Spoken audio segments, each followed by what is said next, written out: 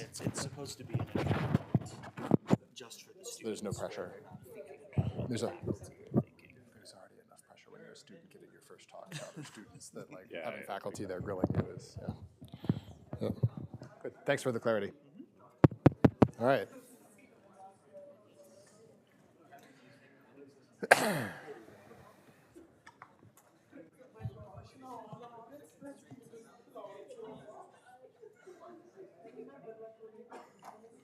Just give me a second to pull up my new notes. I'm updating them day by day. Yeah, I saw you posted the ones for yesterday, which looks great. Thank you. Yeah, I figured as long as I'm writing them up, I might as well do it before the lecture. So, all right.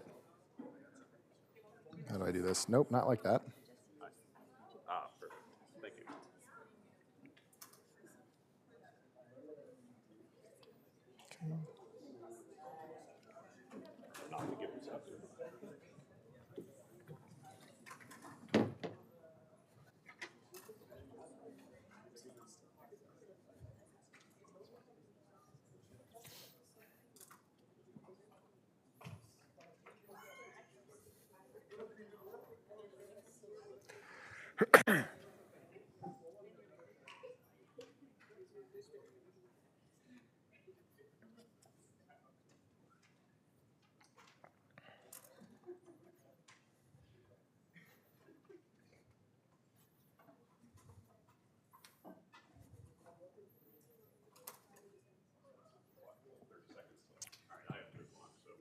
Sure.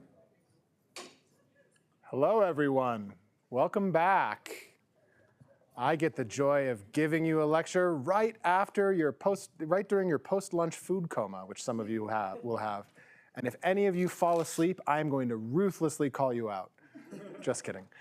Welcome back. So we are continuing today, picking up where we left off, and I realize I probably have more material than I need for 3 lectures. So definitely keep asking questions, but I will also keep pushing along. And sort of where we get to today will depend a little bit on how many questions there are. I have a sense of what I would want to skip. Just a reminder about the lectures overall. The TLDR, CS is historic, ML is now, and ML theory contains many things, but at the very least, it has to contain neural network theory. And we set up these different ways of thinking about neural network theory, these pillars: expressivity, statistics, and dynamics. Expressivity was the question, is your neural network complicated enough that it can basically represent any function? And I gave you 2 theorems that gave you certain types of structures that guarantee represent any function. And I also gave you the, in general, bad idea of using a linear model. A linear model is very good on linear data, but not all data is linear. And you learned in the womb not to fit lines to nonlinear data, okay? So, so in those cases, we say that such models are not expressive enough, and then we want really expressive models also, and that's what those neural networks were. A key point to remember about that is that that's an existence theorem. It tells you that somewhere in the parameter space of the neural network, there's a really good function for your purposes, but it doesn't tell you how to find that point. And if you start with any random point, the question is, how do I start over here and get to the good point? And that's hard in general. And part of the reason ML has blown up in the last 10 years is because various algorithms and ideas have gotten very good at finding the good neural networks. Okay? Very good. So today we're doing statistics and maybe a little bit of dynamics. I'll give you a little bit of an introduction to the statistical section, and we'll write down a partition function. I will then give you a case where we have Gaussianity via something called the NNGP correspondence. And I will hopefully go slow enough that everything's clear there. And then I'll tell you about some non-Gaussianity. If time permits, I'd like to do some symmetries. The examples are also important. But generally, in these first 3 sections, I'm trying to give you like a general theoretical overview of the mechanisms of how these things work. I'm not trying to write down like a specific architecture and specific parameter densities. That's what would come here. Cool. Any questions about the outline? OK, interrupt me throughout. So let's start. So statistics of neural networks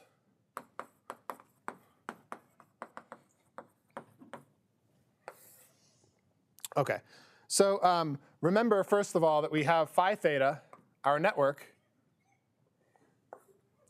and the other data that we specify when we fire up our computer is p of theta.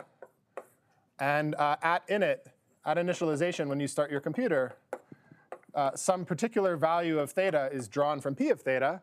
And those are the initial values for the neural network. And then you have like a fixed function that your computer starts its life with. But if I restart my computer and redraw theta from p of theta, and I haven't set the seed to ensure reproducibility, I get a different set of thetas, and I do it over and over again. I do it 10 to the 500 times, which I'm a string theorist, so that's my favorite number, 10 to the 500. And you just get this huge ensemble of neural networks. And the question that we'd like to ask is, what is the neural network ensemble? It's some statistical ensemble. It's some large ensemble of functions. Those functions occur with some probability. And we want to characterize this. Now, if I say that I'm doing statistics, you might say one way that we characterize statistics is in terms of the moments of some distribution. We'll talk about distributions in a second, but let's just talk about moments for now. The moments of an ensemble of neural networks, what you would want to do is you'd want to take the expectation. Yes, and remember here, bra-cat means statistical expectation. You can ask me about quantum next lecture. And I'm going to drop the subscript theta here. Always keep in mind that phi always depends on parameters. It'll just make my life a lot easier if I drop it. So this is phi of x1 times phi of x2, dot, dot, dot, phi of xn. OK? This thing has a name. It's the endpoint function. OK? On the other hand, the endpoint function, we don't say it this way in field theory. The endpoint function is just the nth moment of some statistical ensemble of functions or fields. OK? So if we want to understand and characterize the neural network ensemble we get, somehow we need to be able to understand the moments, ideally. Cool? And last time I told you about two specific moments. One moment I told you was about was the n equals 1 case, and that is the expected prediction of a single neural network on a given point x. Depends on the point x. It's also known as the one-point function. Okay? You might say, OK, but if I do this a lot of times, there might be some variance in the predictions. And the way that you would compute the variance is to compute the two-point function and subtract off the product of one-point functions. And you could compute the variance, and the two-point function is essential to computing the variance. So the moments are important. And of course, in the usual way, they may be obtained from a partition function.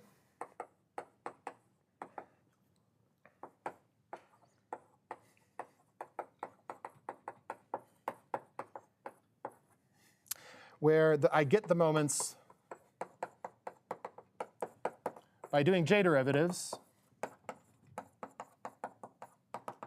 OK, yeah, good. This is hopefully feeling very familiar. This is QF. This is you did this in QFT2, right? Probably. OK.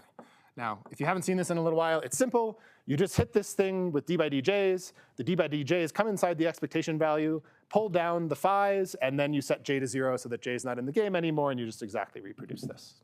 OK? So there's some sort of way to think about the moments of this neural network ensemble that we would want to characterize.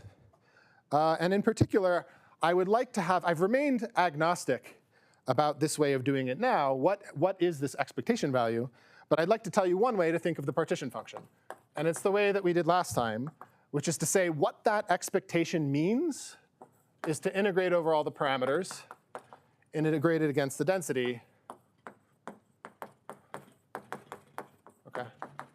And by the way, the notes for last lecture are online. Similarly, the notes for this lecture will be online. So if you don't want to furiously scribble down, totally understand. If you want to, that's fine too.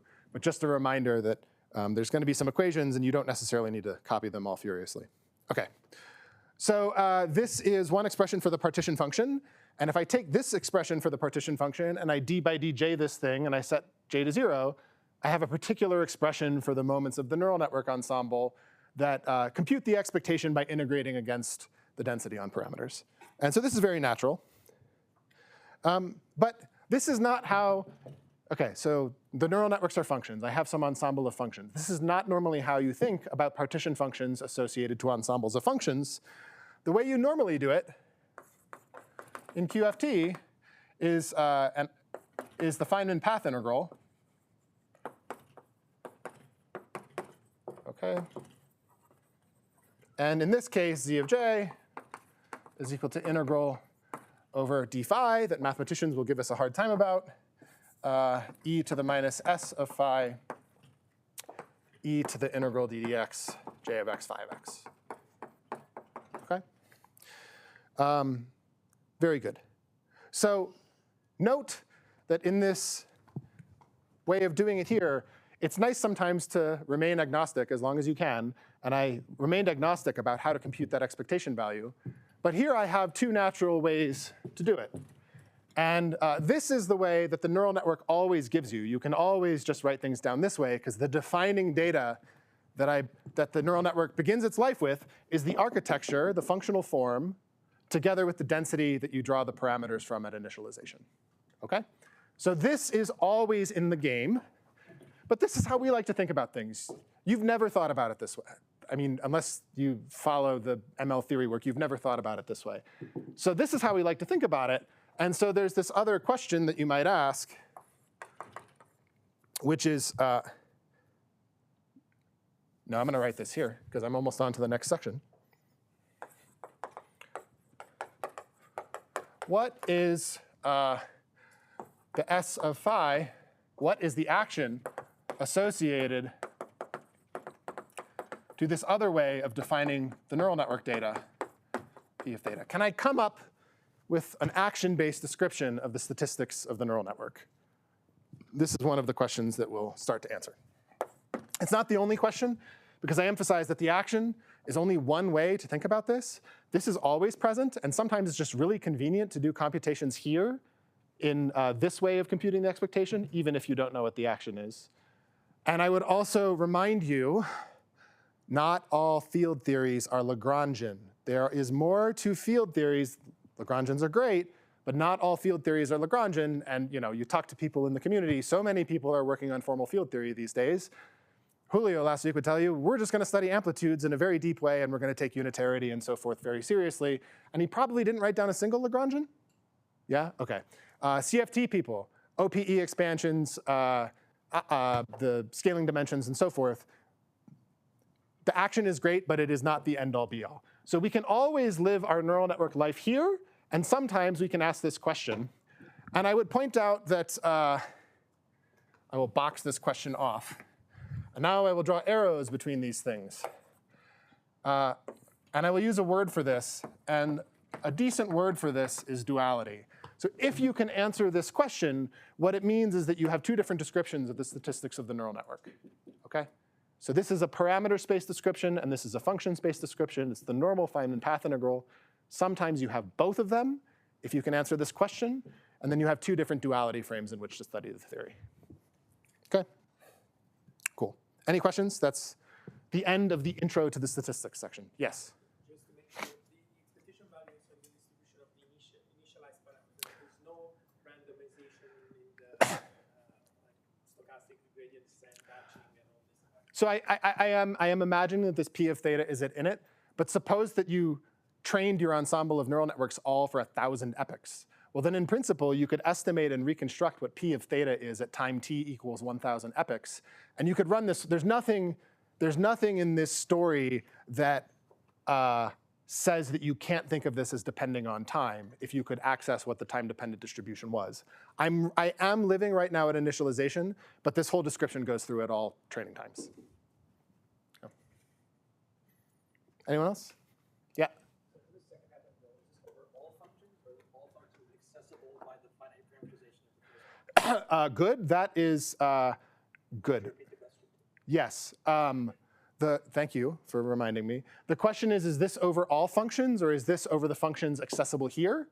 First of all, I would point out when mathematicians like to clobber us and say quantum field theory doesn't exist because there's no Lebesgue measure, blah, blah, blah, et cetera, it's that they're complaining exactly about what this integration means, OK? Rickob's question is what this is over. And the way that I like to think of it is that it is indeed only over the finite function space, but relative to the finite function space induced by this way of thinking about things. But if you'd like, you could think of that as over the full function space, and the functions that aren't actually realized by the neural network just have infinite action, so their probability is 0.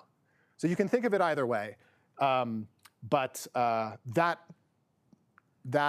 thing will not be essential to what I'm going to continue with. Yeah, Sean. Should we think of this as, like, should we divide out normalization for the path interval, or should we think of the action as having that in there? Yeah, I'm being sloppy about, you want to know about z of 0. I'm being a little sloppy about z of 0. Okay. Yep. Here I am thinking of this as a normalized probability density. And indeed, this is not normally normalized in field theory, and you need to divide by z of 0. So. Good. Anyone else? OK, so I will go to the next part. So this is part 1. I called it Gaussianity, but I'll give you the name that's in the notes, and that's the NN-GP correspondence. NN, neural network, GP, any guesses? Gaussian, what's the P? Process, Gaussian process, that's right. So there's a long story backing it up, but I'm going to tell you about a classic result due to Neil from the 90s. And Neil, I think it was his PhD thesis. There's many Bayesians, many places. There's a group of very good ones at Cambridge, and I think he was coming out of that group. Neural networks are hot at the time. He also liked to think about inference and Gaussian processes. Well, I'll tell you what I don't need to go into Gaussian process inference, but a Gaussian process is basically a Gaussian density on functions, and then you can do Bayesian inference with it. But he was sort of interested in the question, how does the neural network world connect to my inference world? And this was the result that he came up with. So this is a classic result, and then we'll talk about generality in a minute. So just as a simple example, I will take phi of x to be 1 over root n sum I equals 1 to n, sum j equals 1 to d, wi1 sigma wij 0 xj. I've turned off the biases for simplicity. I don't need them here. So I have the input to the neural network that gets multiplied by some parameters and gets shoved through a nonlinear activation function. And then there's some vector of parameters that contracts it to a scalar at the output. OK? And in particular, I will assume, so good, these things that I were calling theta, here are the wi zeros and wij zeros and wi ones. And I will take wi 0 drawn IID from some W0 distribution. And I will take wi1 IID from some W1 distribution. IID is independently and identically distributed, so it's the same distribution for all of the i's, and all of the i's are drawn independently, which is one way to say that the joint distribution on the full set of random variables factorizes. OK? Now, I will involve, good. I think I got this, if I remember, this is from my own TASI in 2010. One professor got up at one point, there was this very complicated equation on the board. He said, and now we will employ the method of staring. Trying to remember who it was. But we will imply the method of staring. we will use the method of staring. So this x comes in. These are all IID parameters. This thing here is sometimes called the pre-activation, because it's the thing that goes into the activation. It's pre the activation. This whole thing has an index I, because the j is contracted on, right? And it turns out that when you just think about it for a second, that's like a row of independent w's that are contracting in here. And so these objects here are also IID, these pre-activations. The IID things go through an activation function, and they're still IID. And they get contracted with some IID parameters, so they're still IID. And so the observation independently and identically distributed. Yes, yeah. So independent, it's the same distribution. Sorry, identical, it's the same distribution. Independent, one draw doesn't depend on another, which is another way of saying that the joint distribution on all of the parameters factorizes. Okay, great. So the observation I want to make is that the network is a normalized sum of IID random functions.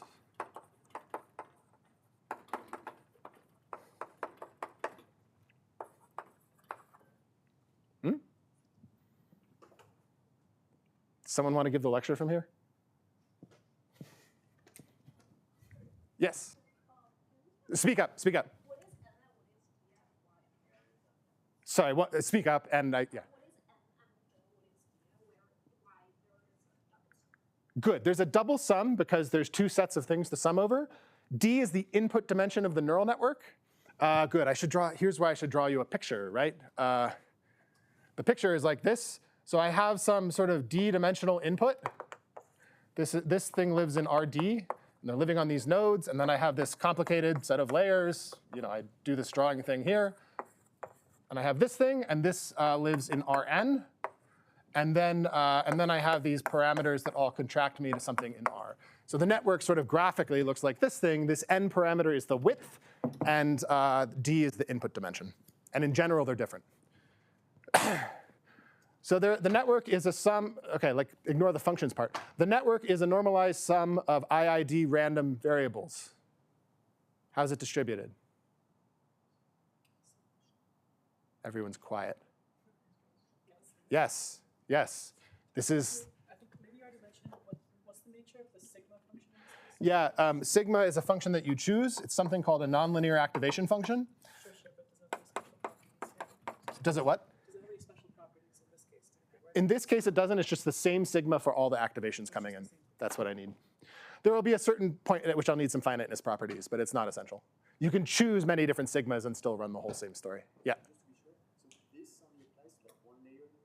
I will come to generality in a second, which is your question. The question was, does this only apply to one-layer neural networks? And the answer is no. OK, and I'll try to explain why.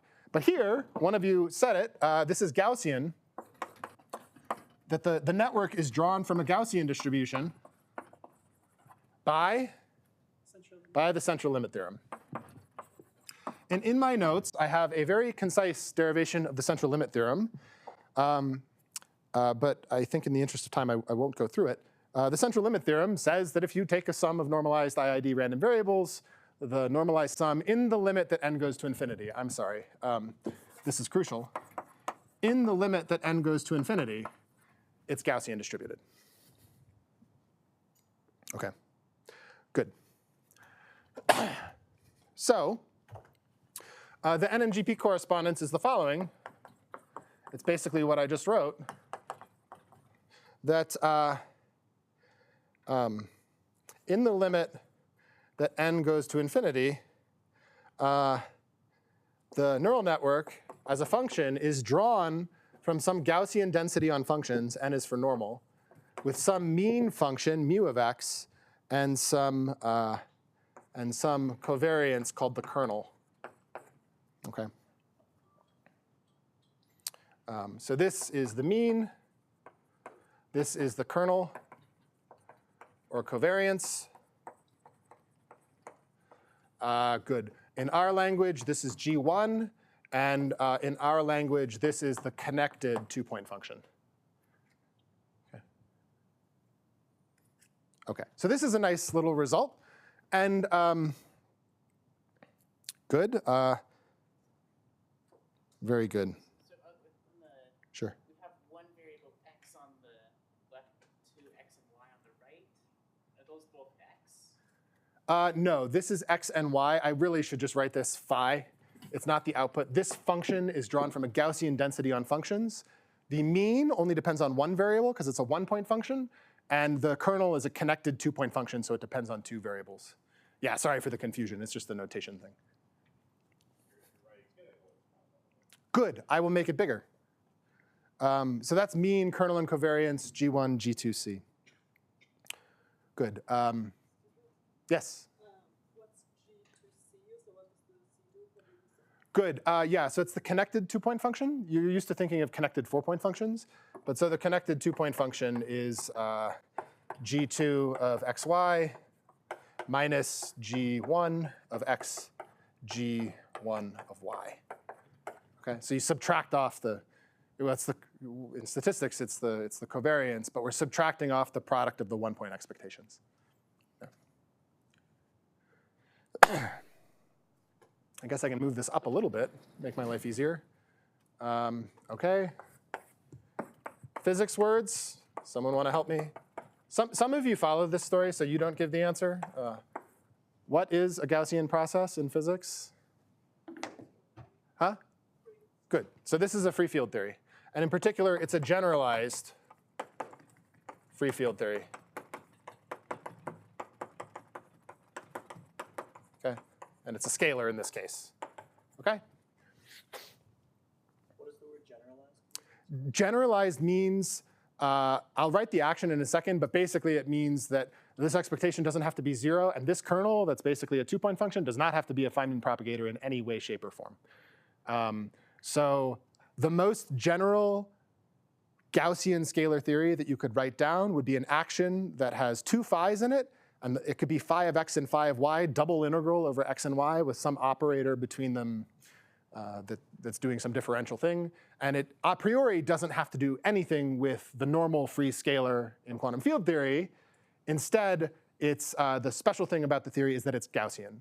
So these things are exactly solvable because they're Gaussian and we can do all of the integrals. But it is not normal scalar field theory. Because this is not necessarily the Feynman propagator. Yeah? So why if I use non-Gaussian when I have a non-free? Yes. The second part of the lecture is non-Gaussianities. Yes. No, but this is like a restriction. So if I use Gaussianity. Can you speak up a little?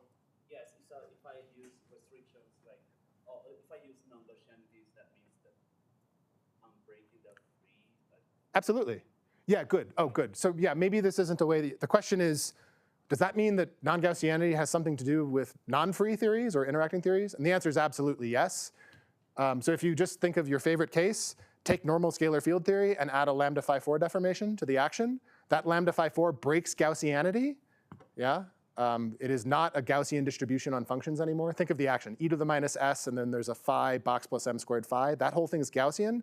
And when you add lambda phi to the fourth, it is not Gaussian anymore. So non-Gaussianities are in one-to-one correspondence with interactions around Gaussian fixed points. Yeah. Great question. That's often not emphasized in a first field theory course, but it's true. So. OK. Let's keep going. Let's compute this thing. So if this is true, you might ask, how do I actually compute the two-point function? So I'm going to take some simplifying assumptions just to make life easier. To make life easier, I'm going to take that the expectation value of W1 is 0. And I will take that the expectation value of W1 ij is mu2 delta ij. So this is what a distribution without a mean would give you. That's a no mean there. This is the IID property gives you this thing that the tensor is proportional to delta ij. And for any I equal to j, this would just be the second moment of that distribution. So that's what that mu2 is. So that's the second moment of the distribution, and that's the tensorial structure. So given this, I can just write down the two-point function. And the two-point function is 1 over n, because there's 2 powers of that 1 over root n down there. Wi1 sigma, and I'm doing Einstein summation now that you've seen this. And I'll be very clear when I'm not doing Einstein summation. Xj, good. This is just writing down the network equation. K, L, 0. I literally just plugged it in. These parameters are independent of those parameters, so I can factorize this into two separate expectations.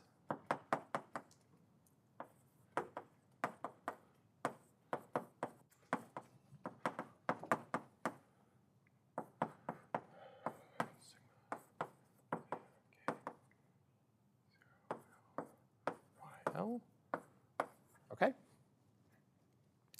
But I just told you that the IID property of this here gives me this here. The mu2 is going to go on top of the n, and the delta ij is going to contract some indices here. So I get mu2 over n sigma wij 0 xj sigma wil 0 yl. Okay? And I still have Einstein summation everywhere. This over n, you might say, I take the n goes to infinity limit, and this thing just goes away, right? The 2-point function is 0. You're wrong. The reason you're wrong is because I do have an implicit sum over these i's here are contracted. So there's this sum on I, and this I goes from 1 to n. And it's actually summing the same function over and over again.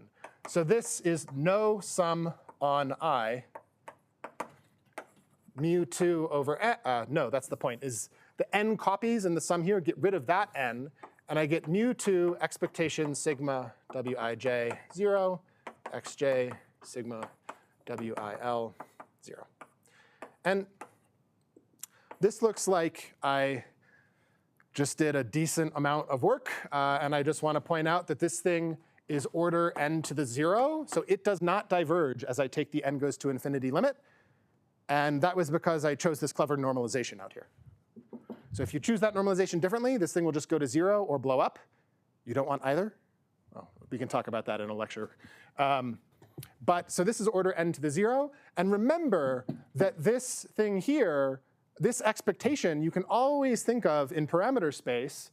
So OK, so like I might as well write it this way too. So this is equal to mu2 integral dw0 pw0 times the things that's in the parentheses, in the bracket.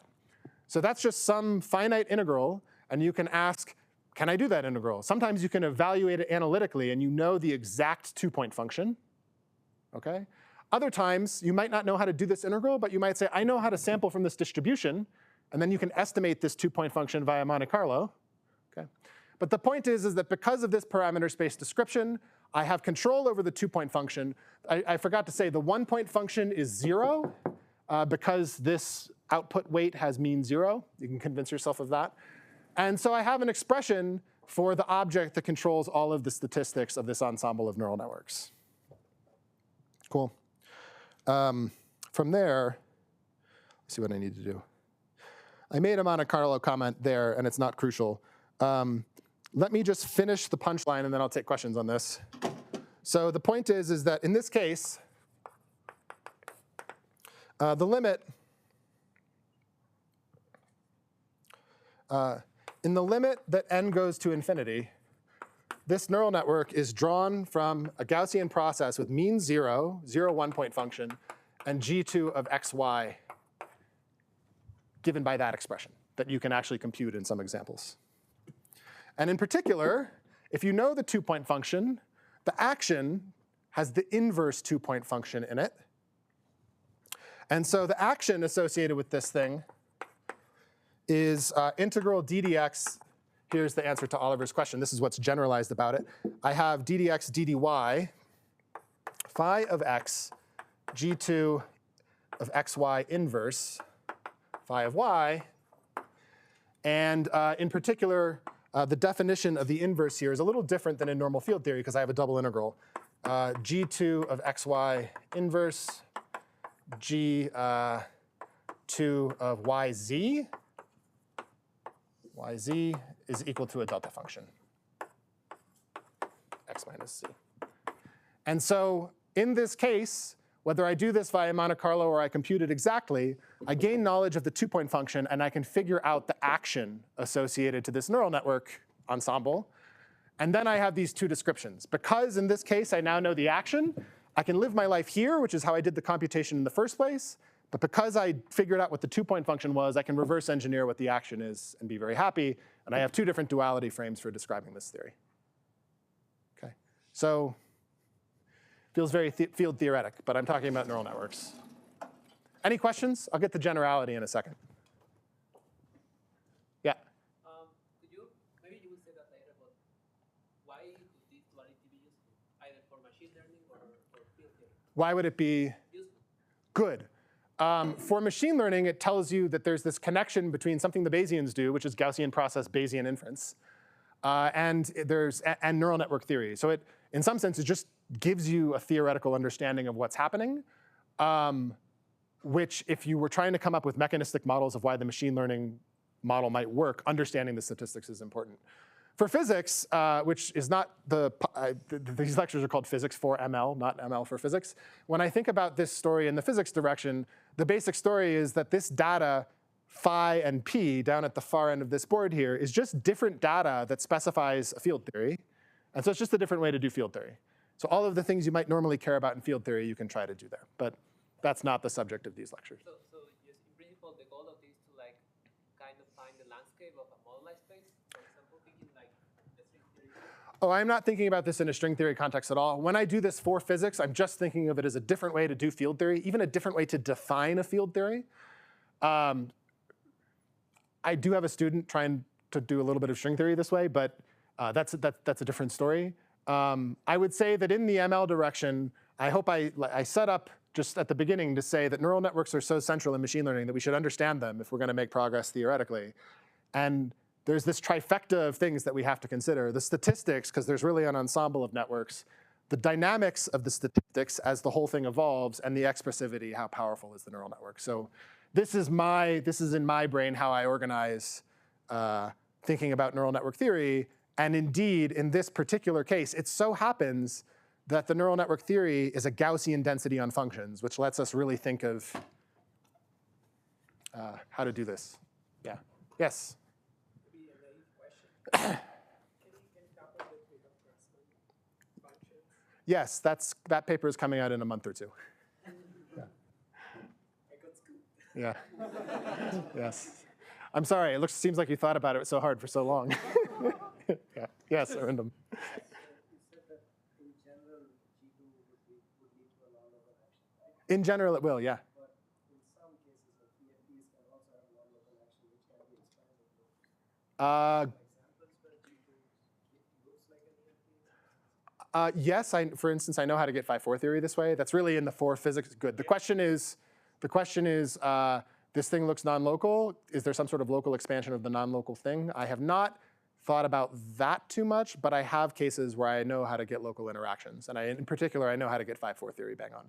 But in general, the thing in ML, it is some non-local density on functions, because I haven't said anything about symmetries yet. So before I even say the word local, you have to say local in what? And then the answer is space-time, but space-time is something very special. Space-time is something that has translation invariance or some approximate translation invariance. So I don't really get to talk about locality at all, I don't think, unless I have some notion of, at least in the normal sense, unless I have some notion of translation invariance. Yeah. Okay. Okay, there's a question of generality. OK, good. I'm doing all right. Fine. There was this other question. How general? OK? I just showed you one example. Neil, 1990s. OK? Then people didn't study neural networks for the next, they did study them, but not as much as they have for the last 10 years. The other question, when you ask how general, is, well, didn't this result basically just come from adding a bunch of IID stuff?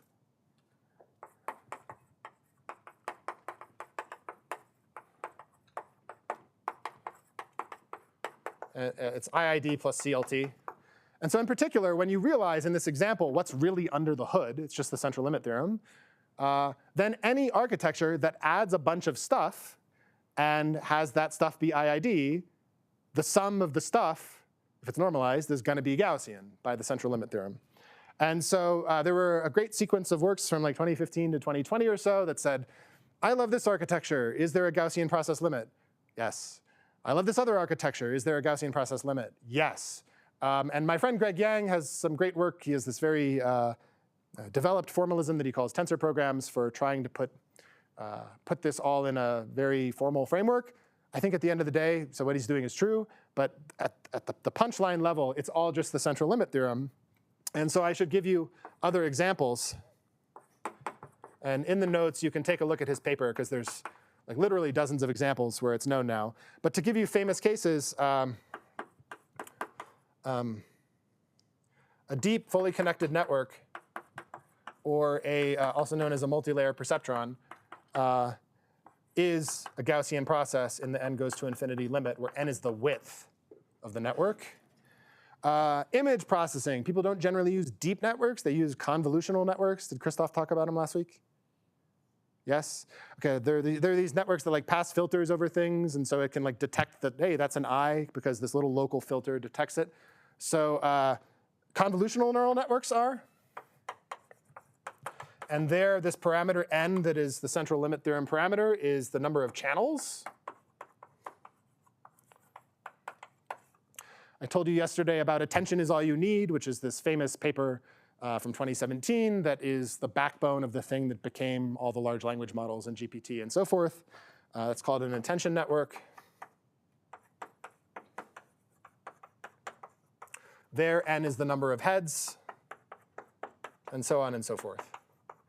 I certainly stopped trying to remember the taxonomy of the long list of ones that are out there, partially because I don't use them in my own work, and partially because the answer is always the central limit theorem. Okay? There's one very toy exception, but I won't talk about the toy exception. So that's it for this section of the lecture. I have ensembles of neural networks. I can write down a partition function and compute correlators in parameter space. I can ask what is the action, and there's this classic result from ML that was very widely generalized in the last 5 years or so, 5 or 10 years. And in general, there are many different architectures that have a large n limit where things are generalized free field theories or Gaussian processes. Okay, yeah? Does Gaussianity conflict with expressivity? No. Yeah.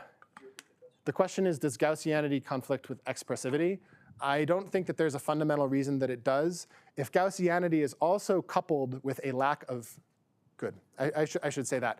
The expressivity is really a question, is there a point in the parameter space where I can realize any function? The answer to that is just known cold. This is a question about the statistics, and a priori, nothing about the statistics is limiting your ability to find the good function. But one thing that we'll see next time is that sometimes the way that you put the statistics and dynamics together gets you into a regime where the word is you don't learn features, which sounds bad, and it is bad. And so in that regime, you can only sort of do so well. Although there's also theorems there to back it up, so I shouldn't say that. But I will set up a case next time where a Gaussian thing evolves in a way under training that is not quite what you want. Okay. Anyone else? Yeah? So I was just trying to understand this whole Gaussian thing. Phi comes from a Gaussian distribution, but in your partition function, you have P of theta, right? So how do I see Yeah. it being translated? The distribution is here. In normal, sorry, where'd you go? There you are, thank you. I walked all the way across the room. In normal field theory, we define our theory by a Lagrangian that we integrate to get an action, and that is really a density on functions. This is a different description of the statistics, where a priori in this description, I do not know the density on functions associated to it. I don't know the action. But I know the way that the parameters appear in the architecture, and I know the fluctuations of those parameters through the knowledge of P of theta. So Gaussianity is not obvious here, which is why it was a big deal when Neil realized it. And basically what it tells you is that this theory that I wrote down over there and all those generalizations, you can do the thing here and compute the 2-point function and 1-point function, and it tells you what the action is and the actions of that form. So it's not known. If I hand you a neural network and a P of theta, you have to do some work to ask whether it's Gaussian. And in general, it's not. Yeah.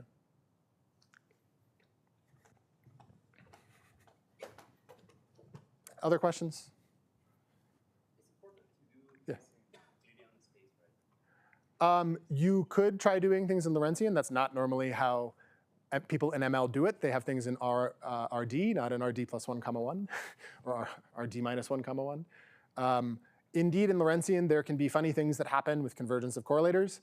In the 4ML direction, it's certainly not relevant in any way yet that I know of, but yeah, maybe someday it will be. For physics, it's obviously relevant. Lorentzian correlators, you want to make sure they converge, I epsilon, right? Anyways, yeah. Anyone else? OK. So if that's the Gaussian theory, I had better tell you about the non-Gaussian theory. As was brought up in one question, non-Gaussianities are interactions in field theory. If the Gaussianity comes from the central limit theorem, what's a necessary condition for getting non-Gaussianities? The central limit theorem's true. I don't get to falsify a theorem, right? Small n? Yeah, not even small n, just not infinite n. But more generally, oh, I had a free board. More generally, the answer is violate any necessary assumption of the central limit theorem, OK? If the central limit theorem is what's giving me the free theory, and I want an interacting theory, I just violate one of the necessary assumptions. And this should be sufficient to get started on the next part. Good. I am a little behind time. So I'll have to think about which calculation to skip. I've got a half hour. Good. OK. Yeah, and I'm starting part 2. Yes. OK, so let's talk about non-Gaussian processes.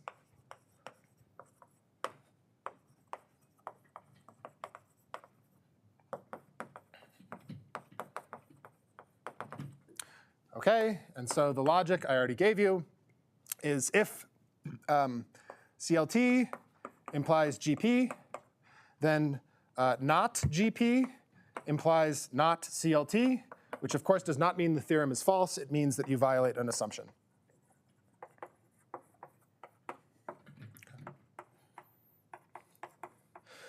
And so there's multiple ways to do that. The standard version of the CLT, and part of the problem, just like the universal approximation theorem, there's many different versions of these theorems. The standard one is that if you have a normalized sum of n IID random variables, then as you take n to infinity, the sum's Gaussian distributed. Right? So just like say no to any of the words I just said. So break independence, break identicalness, or break large n. Yeah? And that's some of the treatment that's out there. The setup that I'll do here for this example is phi of x is wi. Now I'm going to be a little more general. Sum on I, wi phi I of x. I'm being so general here that this is any IID random functions, any neurons. All I'm doing is taking any neural network in here that gives me like a vector output, literally anything as long as it's IID, and I'm contracting it with a set of parameters to give me a scalar. I guess in here I should have thrown in a 1 over root n. If someone can DM me on Slack about that, let me know. OK, so just like I computed the 2-point function, I can compute the 4-point function now. What do I call it here? So G4 is expectation value phi of x, phi of y, phi of z, phi of w, which is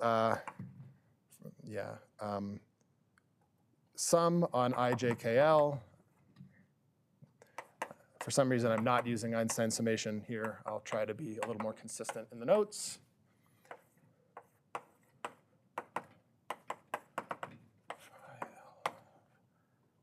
W. And this W is an input. OK, and so you can split this sum. And sorry, I also meant to say that, good. I'm in the case where the expectation value of these WIs is 0. Yeah. And so this sum, when I look at it, I have to ask what to do with this expectation.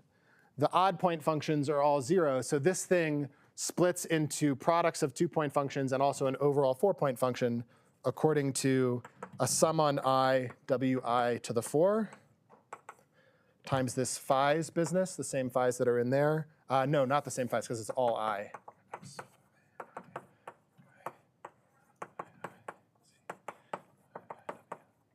Okay. Plus some I not equal to j terms.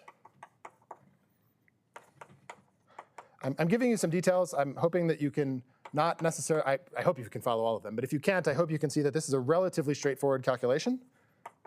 And I encourage you to understand it tonight. Oh, sorry, this is phi I. It's important to be careful here. Phi j z, phi j w, plus 2 permutations. Okay. So here, the i's that are contracted with each other go with x and y. Here they go with, the j's go with z and w, but there's also 2 other sets of contractions that you can do. Okay. And just to give you the crucial effect, so given this, the 4-point function, okay, good, sanity check. Ignore everything I've said. Just think about field theory 1. In a free field theory, the 4-point function is? Wick's theorem. And what does it give you?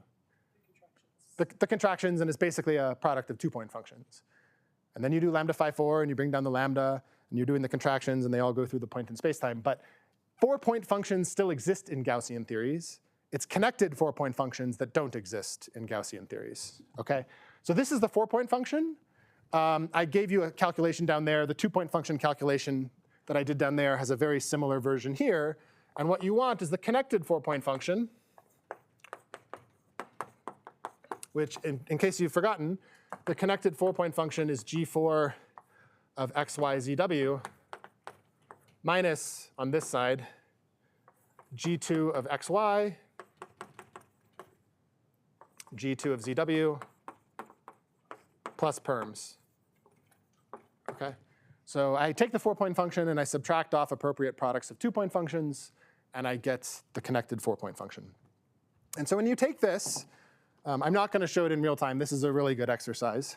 The connected 4-point function that you get here is mu2 squared over n, where mu2 is the second moment of this output weight distribution, phi I of x, phi I of y, phi I of z, phi I of w, minus phi I, phi I, phi I, phi I, x, y, z, w, plus perms. And good, here's the quiz. Why did I show you this?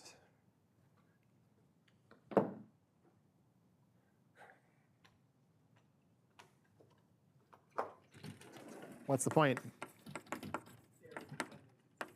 Pardon me? Good. So this is something, I'm not dealing with independence here. The question is if they're independent, it's 0. It's not 0 if it's independent, because in general, you cannot factorize. Yeah, good. If you can factorize that expectation, you're pointing out that this can vanish, but that can't be in general factorized. There's, in general, some non-trivial joint distribution on these phi's. That's not the point. Ignore the parentheses. The n scaling. So what do I get? Yes, yeah, good. The limit as n goes to infinity of g4c is equal to 0. Your interaction shut off, yeah? Something that I haven't said that's worth a reminder. How does the previous thing not work? So these i's are not summed in this expression? These are summed, sorry. So why Because these are products of 2-point functions, and this is a non-trivial 4-point function that you get here, and these are simply not equal. This simply does not cancel this in general. Yeah. Yeah. Yeah, so it's really crucial for you to normalize your initial field with one of the root ends. Absolutely. So is that like kind of like a canonical normalization? Yes, it's a canonical normalization in statistics and in machine learning. Yeah. Yeah. So the point is that in the limit that n goes to infinity, this is G4C, goes to 0. And in particular, just a sort of a basic fact I'll remind you, Gaussianity happens if and only if the connected r-point function is 0 for all r greater than 2. This is the statement that your higher point functions in Gaussian theories are all just determined by your 1-point function and 2-point function. So all your higher connected correlators are 0. So this was a necessary condition for Gaussianity in the limit. But at finite network size, we can see that there is literally a connected 4-point function that is there. And so this is signaling the presence of interactions away from the n goes to infinity limit. Yes? Sorry, if this is a sum over I, then why isn't the n scaling of this order 1? I think it should be 1 over n squared because it's 4 times. Oh, I'm sorry. You're right. You're right. It's, yeah. There's no sum on I here. Also, is this assuming that, like, You're right. the Thank you. value of w to the 4th is, Yes. like, there's no mu4 or something? Oh, there should be. It's a sum, but then it's 1 over n squared. There should be a mu4. Square fields. There should be a mu4. I was sloppy about the mu. I was focusing on the n, and I was sloppy about the mu. There should be a mu4. Yeah, so it should be, thank you. It should be a mu4 in here, 1, and it should be minus mu2 squared here. And that's also important. And in particular, this mu4, that's mu4 downstairs. This mu4 and this mu2 squared are in general not the same thing. Yeah. Yeah. Someone DM me about that typo too. You guys are catching typos. I was focusing on the 1 over n and I forgot the moments. Yeah. Okay, but so this is just showing that non-Gaussianities work. That's the point. That the Gaussian process thing happens at large n by the central limit theorem. I violated the large n assumption, and I see a connected 4-point function. Just to make sure you guys are tracking with me. G4C in phi-4 theory. Yeah. Tree level, 1 loop, etc. Right? Okay. So when this thing goes to 0, we know we're shutting interactions off. And similarly here, we see it here explicitly as a function of n. Okay. Good. I have 15 more minutes. 20. Thank you. Any other questions? So that's the non-Gaussian processes. And the logic is just that we're getting Gaussian theories due to the central limit theorem. So if you violate any of the assumptions, you have non-Gaussianities. And in particular, if you violate them a little bit, you have parametric control. So there's a 1 over n expansion here controlling the non-Gaussianities. And similarly, you could do an expansion in whatever quantity is breaking independence. Okay. Symmetries? Yeah? Is that the important thing? They're all important, but yeah, I want to say the symmetries thing clearly, because I want to do general theory. Then I'll try to give you an example.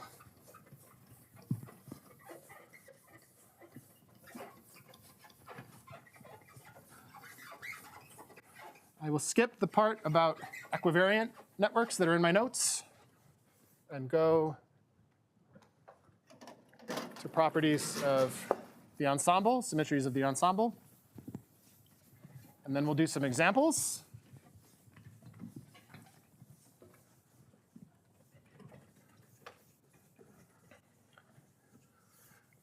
Maybe as I erase, I will say, if we're doing symmetries, what is the partition function? Or if you prefer the correlators, what do they need to satisfy?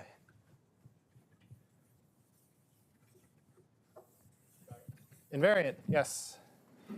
And you normally do that in field theory by showing invariance of the action under the transformation and also the measure. But I'm not representing my partition function that way, so I'd better have another way to do it. If you compute the action, you will see on both sides that you have the same symmetries because it's a duality. But in general, we want to be able to see it directly at neural network level. Okay. I think that ought to keep me good for a while. 3 symmetries.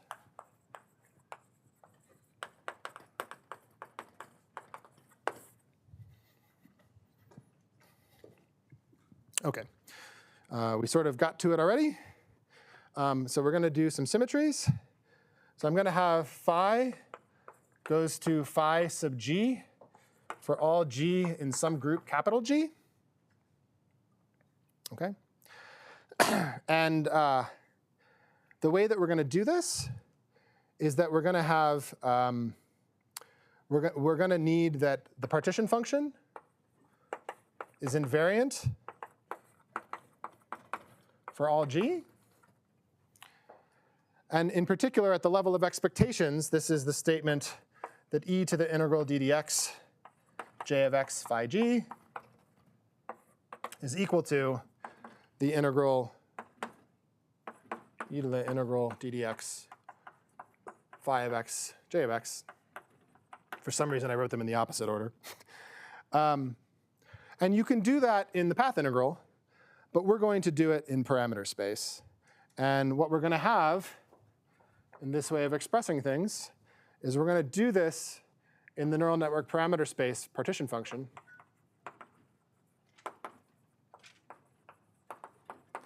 And what I'm going to have is, good, sorry, I forgot to say one thing that I'm going to do before I write down the partition function expression. What is very often the case is that you can take phi, the transformed field that depends on parameters, and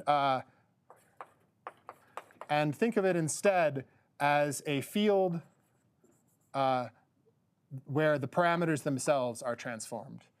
And so maybe just to give you a quick example of this sort of phenomenon, if I want to do rotations on the type of networks we've been considering, so let me have phi of x be wi, I am doing Einstein summation now, wi1, wi0, j, xj, okay? And now I want to do a rotation in SOD, yes? So I'm rotating, and I'm getting phi of Rx.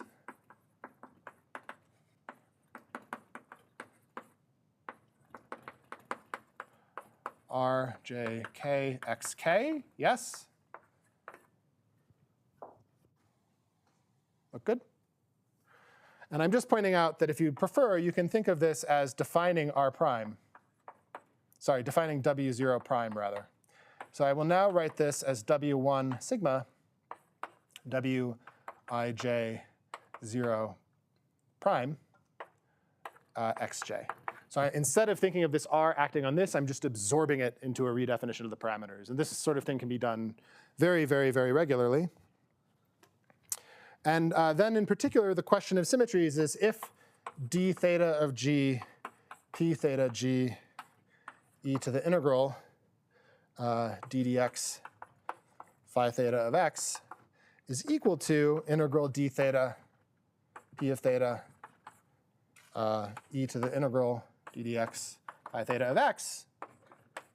This is the condition for symmetry. And basically all that it's saying is that after this parameter redefinition, if the density and the measure of the parameters are invariant under the transformation, then the partition functions are equal. So this happens when p of theta g d theta g is equal to the old thing. Okay. Just to say it in words, you do the transformation of the network. You absorb the transformation into a redefinition of parameters. In your partition function, you enact that redefinition of parameters, and you check to see whether your measure and your integral are invariant. And if they are, the partition function is the same, and equivalently, you can see that all the correlators are the same. So maybe since I already gave you an example, I won't do the example in the notes. I'll just consider that example.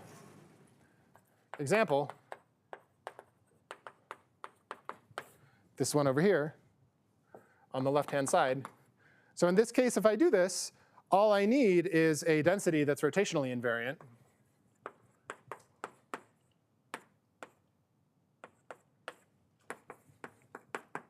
Yeah. But the Gaussian density on this would be e to the minus 1/2 sigma squared W0 ij W0 ji, full contraction trace over the whole thing. This is just IID Gaussian weights. This is like one of the standard things in machine learning. That is a symmetric density. Gaussians are rotationally invariant. Okay, they're constructed out of an SOD invariant thing. And so this implies that this theory, this neural network ensemble, has SOD symmetry. And in particular, if you actually compute the correlators, if you actually evaluate those integrals, you'll see that it's constructed in terms of rotationally invariant quantities. Okay? That's symmetries. Any questions on symmetries? It's a fairly simple mechanism. It's still just invariance of a partition function, but it's a different type of partition function than the normal field theory one. But you're just demonstrating invariance by an appropriate redefinition. And indeed, not everything is symmetric. You could have that the density is not invariant under rotations. If I took this and I picked a particular weight and I added that weight to the 10th, that term would break the rotational symmetry of this distribution. Okay. Yeah? Sorry, say one more time. Your nonlinearity sigma is acting on each component, right? Yeah, it's acting element-wise. Yeah. Does it also have to have the property or not? It does not, because the redefinition happens just already in terms of here. Yeah. Which is nice. Yeah. Interesting examples of like internal symmetries of actual lambda parameters, but not on the data. Good. Yeah, there can be. So it's not uncommon that these weights, in doing the sum and writing it as a matrix, there's a permutation invariance. You chose a basis to write it down as a matrix in the first place, so there's a permutation invariance there, and that's just a symmetry on the weights. Yeah, nothing to do with the inputs or outputs. Yeah. Okay.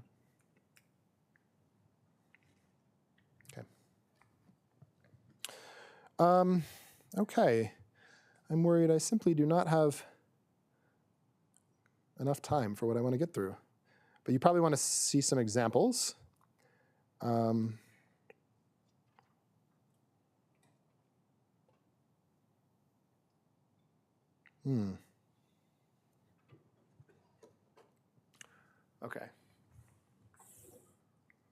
I will give you some examples that people do use these sorts of things sometimes in machine learning. There's a type of literature called random Fourier features, but I'll give you the basic picture. I have a couple examples in here. One of them, I'll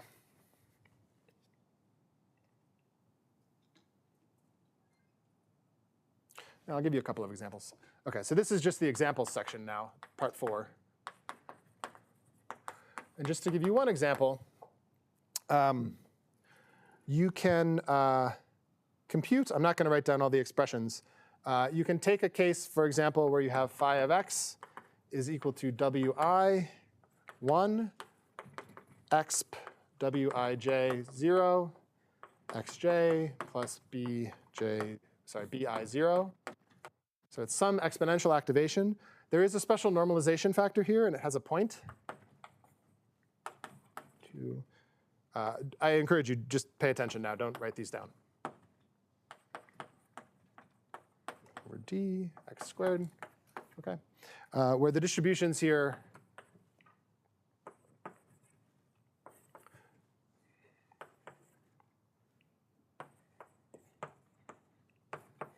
OK.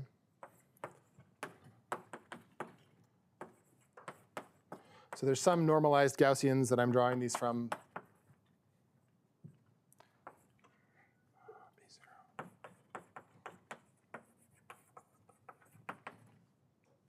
Okay. And this theory has a correlator, a 2-point function. Well, how do I do it? So OK, I have an architecture. I take phi of x, phi of y with the architecture equation. I throw it under an integral hanging out with all of those densities I just wrote down, here, here, and here. And g of x comma y is sigma W1 squared over 2 e to the minus 1 over 2d sigma W0 squared times, I'm sorry, I'm being terrible about size now. Let's work on that. So one more time, g2 of xy is equal to sigma W1 squared over 2 e to the minus 1 over 2d sigma W0 squared x1 minus x2 squared. And I would point out a couple of things here. This is a two-point function. It is translation invariant. Yes? Sorry, this is supposed to be x and y. It is translation invariant, but it's translation invariant by a clever trick due to this normalization factor. That's the way the computation works out. There's nothing about the parameter densities here that ensure that you have symmetries in all of the correlators. And so in particular, though there's symmetry in the two-point function here, the fourth-point function breaks the symmetries. So this is only a translation invariant theory in the large n limit. Maybe I'll make some comments about this. So this is only t invariant at large n. Good. OK, so the symmetries are broken due to 1 over n corrections. This theory has some sort of good. What's the correlation length? Is there a scale? Think of the inputs as lengths.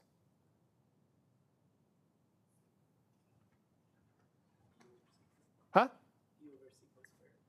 Yes, I would call it, yeah, good. I'll take a square root. So the correlation length is root d over sigma W0 squared. Right? So good. Physics4ML. This is a neural network. I compute the two-point function.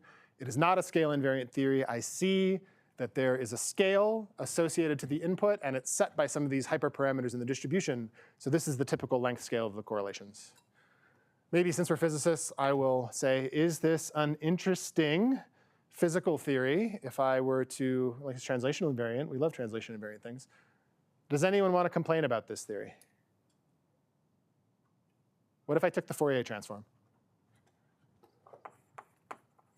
So this is g2 of x minus y, because it's translation invariant. So the Fourier transform, the momentum space two-point function, how does it go with momentum?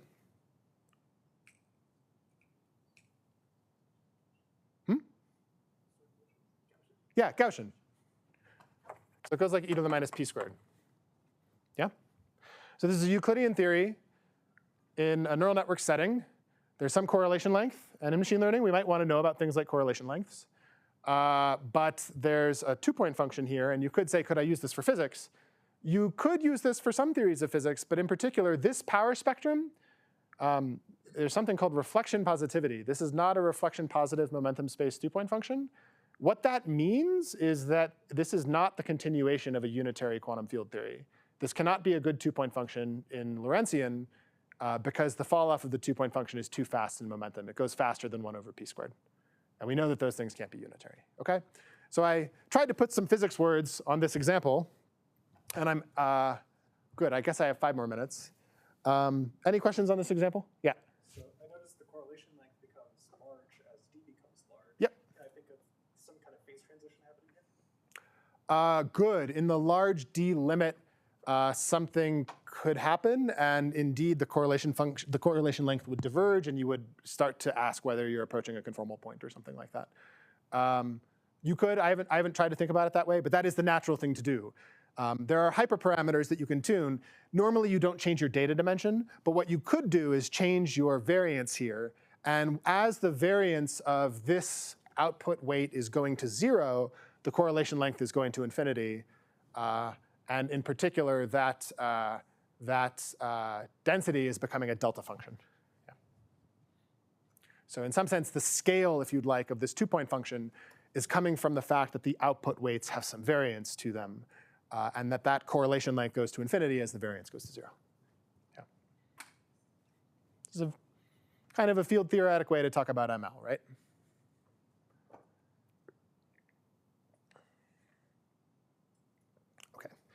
I'm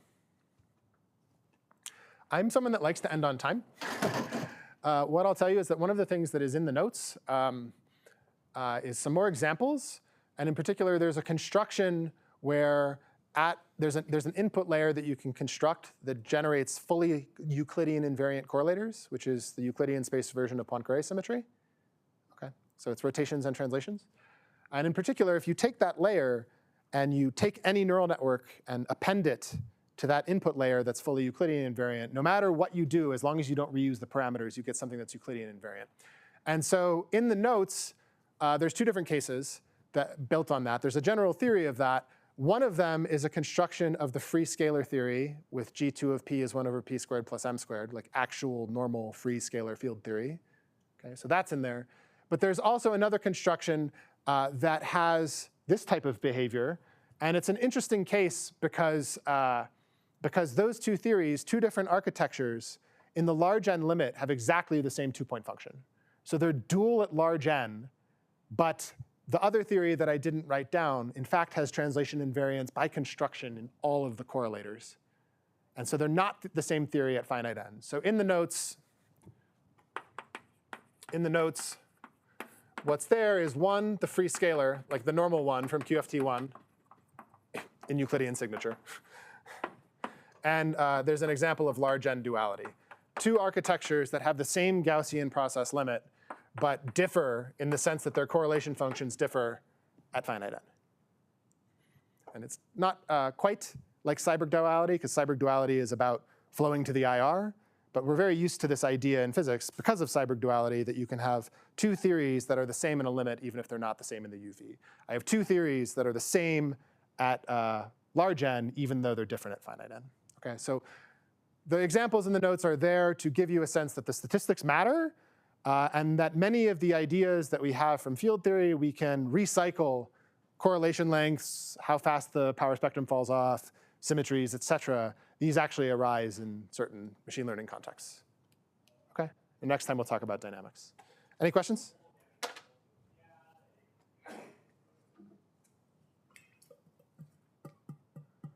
Yes? Apologies if this is jumping the gun, but what is the usefulness of this? Do you think about this before you make a neural network or after you make a neural network? Great question. That is a matter of taste. One thing that we'll do next time is that you can track how the whole density flows under training. And what I tried to emphasize at the outset, that the fundamental thing involves both dynamics and statistics. Because the random initial draw of your neural network is literally random, you would not call a roll of the dice fundamental. You would call the distribution of the dice fundamental. And so you can track that distribution as it flows in certain cases and talk about the variance of trained neural networks and the average prediction and so forth. But in another case, something that sometimes people do, these sorts of scaling arguments about various correlators blowing up or not blowing up are used to make wise choices. So for example, I did this 1 over root n normalization in the two-point function, in the network architecture that made the two-point function go like n to the 0. If you were, say, doing jet tagging, some of you do jet tagging. Raise your hand if you do jet tagging with ML. Some of you do it with ML.